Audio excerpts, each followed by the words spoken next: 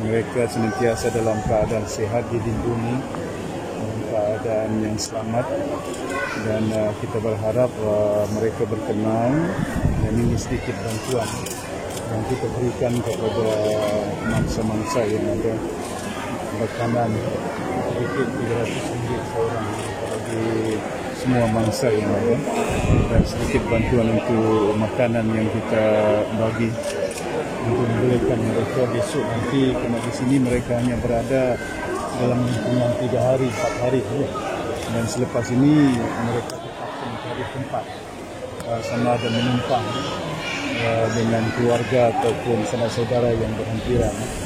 Namun demikian, saya telah minta kepada Yang Berhormat Syarifuddin dan juga Yang Berhormat Justin Adun di kawasan yang berhampiran untuk pastikan dapatkan maklumat daripada Datuk Bandar Tawau untuk membolehkan perancangan mangsa-mangsa ini untuk di masa akan datang, sama ada mereka ini ada penampatan yang membolehkan pasal ini melibatkan anak-anak yang masih bersekolah, yang ada di antara mereka sakit dan perlu ada kalau tidak sementara sekurang-kurangnya membolehkan mereka di masa akan datang untuk membina rumah yang ada di tempat yang asal mereka. Dan kita kena lihat dari segi rancangan dia Majlis Kebenaran Tawau. Okey, dan saya cuma menasihatkan mangsa agar sentiasa dalam keadaan berjaga-jaga kesihatan, terutama khususnya kanak-kanak dan juga orang-orang yang dewasa, orang tua, kerana ini kumpulan yang very vulnerable, yang mudah dijangkiti oleh berbagai penyakit. Selepas ini saya ingat minta dari pegawai supaya pastikan supaya kesihatan ini, kerana biasa bila ada kebakaran berlaku, selain daripada sakit, malahan kesihatan itu menjadi satu perkara yang perlu dititik beratkan. Mungkin masalah kebakaran itu saya terjadi di keperluan itu sepatutnya menjadi satu langkah yang perlu diatasi. Saya ingat dulu ada satu kebakaran di Tawau juga. Waktu itu saya bawa sekali dengan yang dia Ternagong, dan selepas itu kita dah buat keputusan rancangan.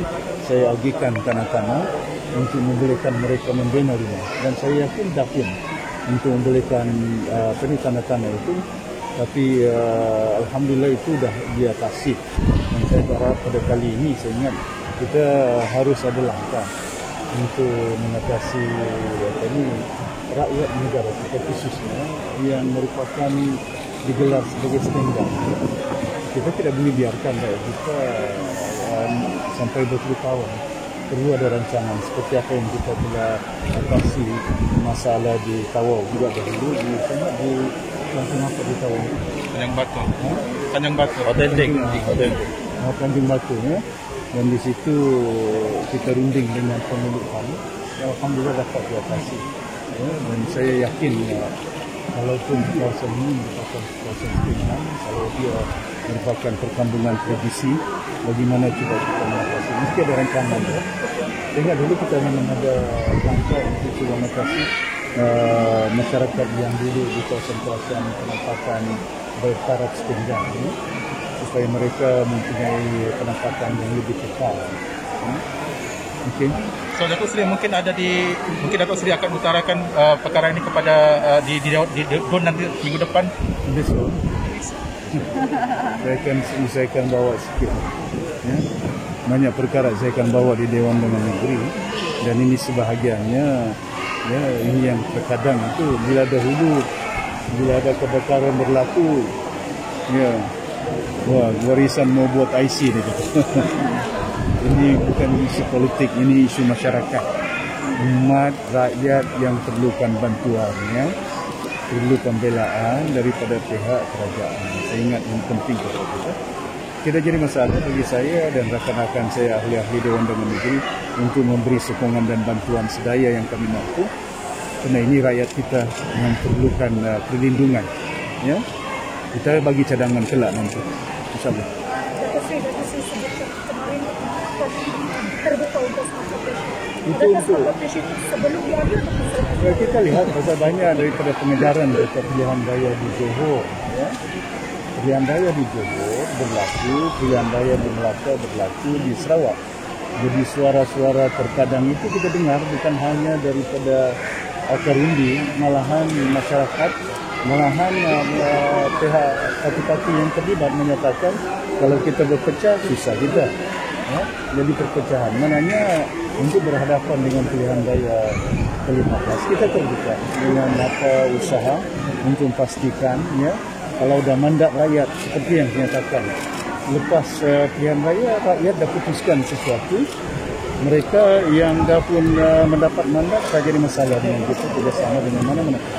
Ya, kerana itu dah mandat rakyat mengadai. Yang kita lihat dari sudut mana, contohnya kepentingan bukan hanya parti kita, bahkan juga rakyat di peringkat negeri, di negara kita.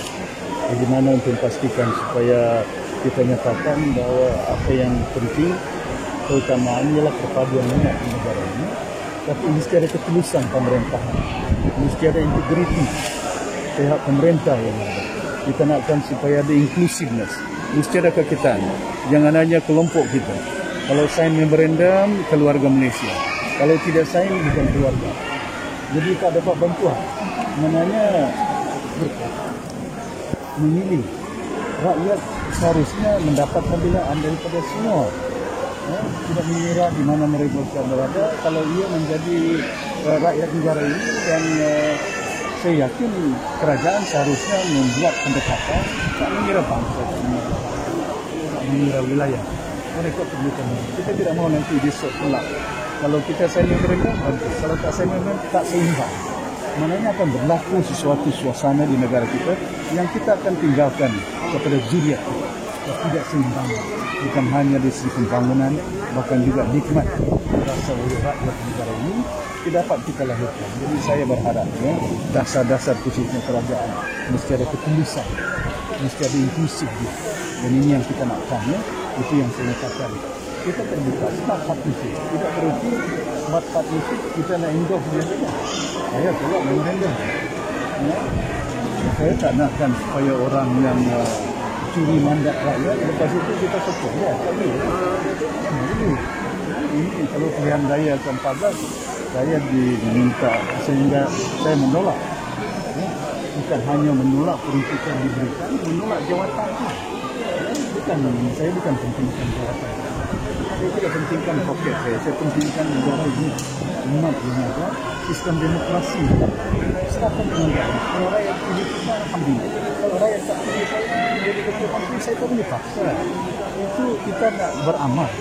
Maknanya bila kita nak beramal, jangan paksa orang untuk menerima amalan kita. Kalau dia ada keredaan dia, alhamdulillah. Kalau tidak ada, buat apa kita paksa orang kita mau jadi YB? Kan? Kita nak bantu. Janganlah paksa orang nak mendapat bantuan kita pula.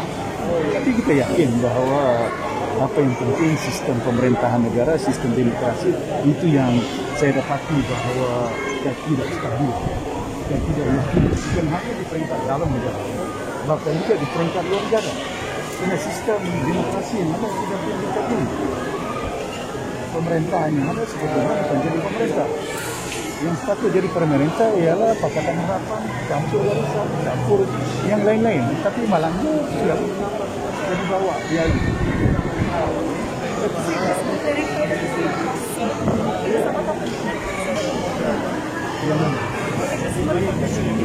Kita akan lihat dari sini. Cuma apa yang saya nyatakan, facing the election. Kerjasama itu kalau perlu, dan saya akan lihat. Saya terbuka.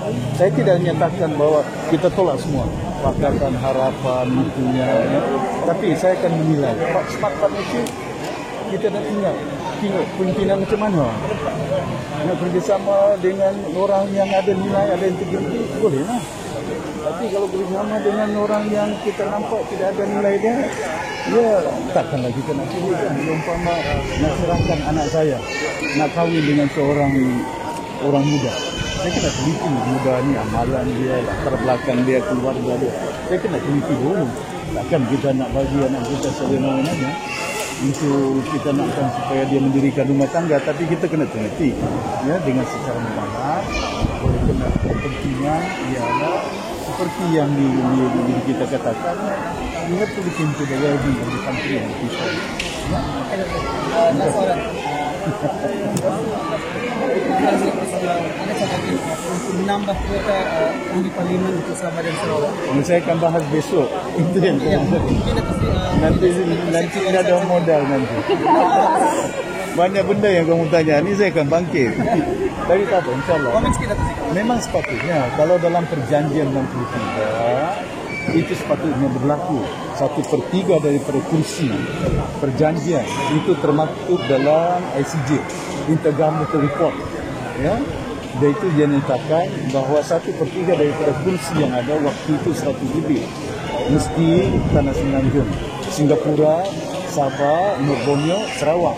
Tapi bila Singapura itu keluar dari Malaysia, sepatutnya kursi 1/3 itu diajukan untuk Sabah dan Sarawak. Ya. Jadi hari ini kalau kita kira 222. Kalau 222, Sabah 25, Sarawak 31, 56. 56 tidak sampai pun 1/3. Kalau berdasarkan 1/3, sekurang-kurangnya 70 lebih kursi parlimen di Sabah dan di Sarawak. Maknanya sekurang-kurangnya Sabah mempunyai 30 lebih kursi. Hari ini 25 saja. Jadi macam mana pengalaman saya bawa pindaan perlembagaan 63? Tak lulus. Pasal tidak cukup. Parlimen tidak cukup. Ya? PAS tolak waktu itu, UMNO tolak waktu itu. Tapi bila kali kedua, bila kerajaan baru-baru ini bawa, tapi kita tidak memikirkan kepentingan kita, pasti kita politik. Kita bantu, kita support. Maknanya baru luruskan. Kalau bayangkan, kalau kita menolak, mungkin nafsa itu tidak terus. Tapi kita tak ada pegang dengan ideologi politik. Itu merupakan hak rakyat Malaysia datang dari proses. Tujuan kita kalau membangkitkan suara hak rakyat Malaysia dari Sabah dan Sarawak. Tidak berarti semangat kenegerian kita kebal, tidak. Jangan ada anggapan bahawa kita hanya memperjuangkan orang Sabah, orang Sarawak. Tidak. Ini kita perjuangkan negara kita. Mesti ada kita menuntut nurani rakyat. Jangan hanya tuntut nurani rakyat di Selangor. Tuntut nurani rakyat dari Sabah dan Sarawak. Bukan berarti bila saya suarakan bahawa dia fikirkan Sabah dan Sarawak. Kita bentuk sebuah negara supaya rakyat berpadu, bersatu. Kalau kita berlaku adil, kalau kita berlaku saksama, just ada apa ni kita katakan minyak kita punya. Bagilah kita, jangan minyak kita punya sikit saja kita dapat 5% saja. Kesianlah rakyat Malaysia di sana ni. Jalan, saya naik jalan pun tadi bukan main ya. Cakaplah Penbonia 20 tahun. Kerajaan lepas kerajaan, Penbonia akan kita laksanakan. Sampai sekarang tak siap-siap. Kita jalan daripada Tawau sampai ke Kota Kinabalu. Jalan raya ni, ya Rabbi. Ya? Perlu disegerakan usul tambahan kursi diberikan. Tidak perlu. Kalau untuk peraturannya, masa saya jadi ketua menteri, peruntukan khas tahun 1974. Ini modal. Saya punya cakap 74 cuma 26 juta. Bila saya bawa perkara itu ke jawatan kuasa Komisi Sekretari Pengurusan Menteri Mahathir. Jawatan kuasa melibatkan Menteri Keuangan, melibatkan Menteri Ekonomi. Saya bangkitkan dan kita buat. Daripada 26 juta Sabah dapat, hari ini sudah 52 juta. Ya, penambahan sedikit itu pun saya tidak setuju. Jadi kita dengan Mahathir, this is not the right proportion of the amount that is due to Sabah since 1970. Tapi oleh kerana kita perlukan duit, kita terima dengan syarat bahawa ini bukannya kadar yang sepatutnya. Ya, maknanya tak perlu bawa ke Dewan. Ya. Apa yang terkandung dalam perjanjian 20 perkara 63, sebahagian kandungan itu perlu hanya dilaksanakan.